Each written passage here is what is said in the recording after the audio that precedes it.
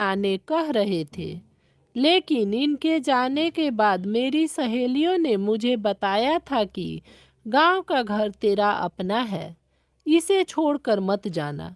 वैसे भी छोटी बहू तेज तरार है, उसे तेरी नहीं पटेगी। इसलिए इनके पास जाने की मेरी हिम्मत नहीं हो रही थी। ऐसा नहीं था कि यहाँ गांव में बड़े बेटा बहू मुझे बहुत प्यार से रखते थे। वास्तव में बड़ी बहू तो कभी सीधे मुंह बात भी नहीं करती थी। घर में उसके अलावा मेरा काम करने वाला कोई और न होने से मजबूरन मुंह फुलाकर ही वो मेरा काम करती। फिर भी मैं सोचती, चाहे मुंह फुलाकर ही सही मेरा काम तो कर देती है ना, उतना ही काफ़ी है। मन को तो कैसे हूँ मनाना ही होगा। ये घर मेरा है, इसलिए मैं अधिकार से इस घर में रह सकती हूँ। यही सब सोचकर मैं मुंबई जाने से कतरा रही थी।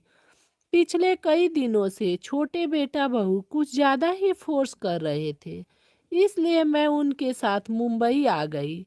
घर में आने के बाद जब मैं बाथरूम गई तो बाथरूम में वेस्टर्न स्टाइल की लैट्रिन सीट देखकर मुझे आश्चर्य हुआ, क्योंकि जब फ्लैट बन रहा था तब मैंने ही जिद करके इंडियन स्टाइल की लैट्रिन सीट लगवाई थी।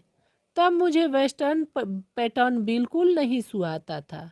लेकिन अब घुटनों के ऑपरेशन के बाद तेज तरार बहू ने मेरी सुविधा का इतना ख्याल रखा, यह देखकर सुखद एहसास हुआ। दूसरे दिन शाम को चाय के बाद सब लोग हॉल में बैठे थे, तो शिल्पा छोटी बहू ने कहा, मम्मी जी चलिए हम सब मॉल में घूमने चलते हैं, आप तैयार हो जाइए। मैं क्या करूंगी मॉल जाकर? जो हम सब करेंगे वो आप भी करना। नहीं बेटा, मैं घर में ही ठीक हूँ, तुम सब लोग जाओ। आखिर आप हमारे साथ मॉल में क्यों नहीं आना चाहती? शिल्पा, यदि मम्मी नहीं आना चाहती है तो रहने दो ना, बेटे ने कहा।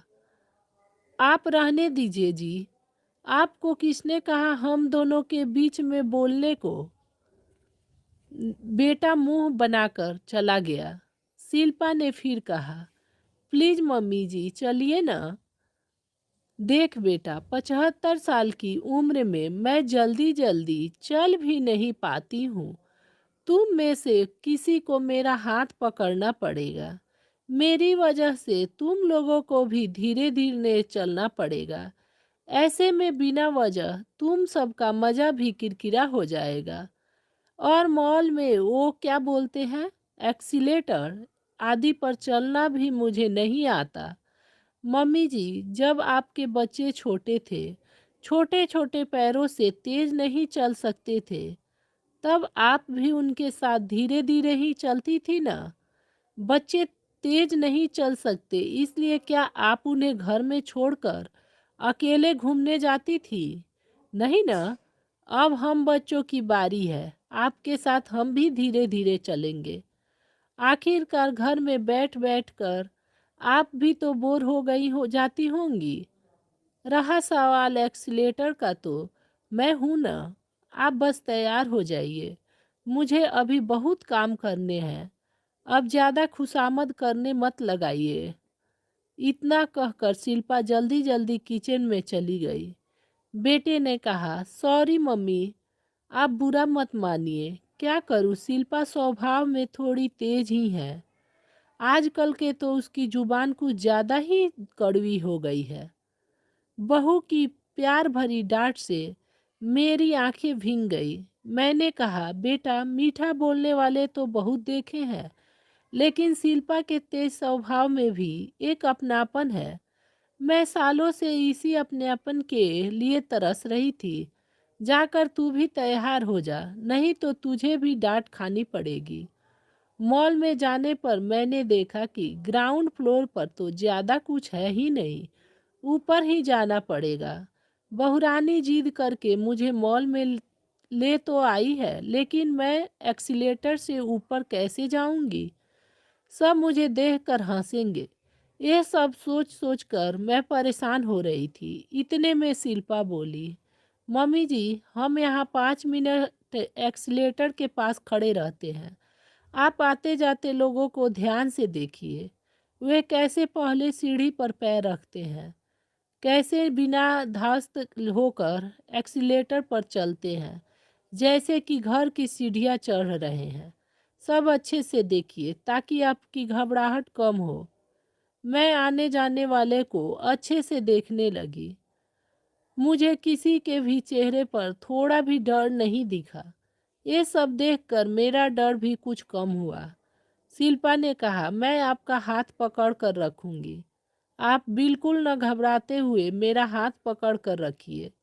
चलिए, क्या अब आप एक्सीलेटर पर चलने के लिए तैयार हैं? हाँ, ठीक है। ऐसा कहकर मैंने शिल्पा का हाथ कसकर पकड़ लिया। उस वक्त मुझे ऐसा लगा जैसे मैं एक बच्ची हूँ और वो मेरी माँ, जो अपने बच्चों का हाथ पकड़कर उसे एक्सीलेटर पर चलना सिखा रही है। जैसे ही हमने पहली सीढ़ी पर पैर रखा, मेरा बैलेंस थोड़ा सा बिगड़ा, लेकिन शिल्पा का हाथ पकड़ते हुए होने से जल्दी ही मैं संभल गई। मैं कुछ सोचती इसके पहले ही हम लोग ऊपर पहुंच भी गए। जब मैं भी पिक्चरों में एक्सीलेटर देखती तब सोचती थी कि काश क्या मैं भी कभी ऐसी सीढ़ियों पर चढ़ पाऊंगी। मुझ बुढ़िया को कौन ले जाएगा मॉल आदि में, मेरे साथ धीरे धीरे कौन चलेगा आदि। आज मेरी तेज तरार बहू ने मेरा सपना पूरा कर दिया। मैं मन ही मन ईश्वर से प्रार्थना करने लगी कि काश ऐसी तेज तरार बहू सबको ईश्वर दे। आशा करती हूँ कि यह छोटी सी कहानी आपको ज़रूर पसंद आई होगी। अगर पसंद आए तो मेरे चैनल को सब्सक्राइब, मेरे वीडियो को लाइक और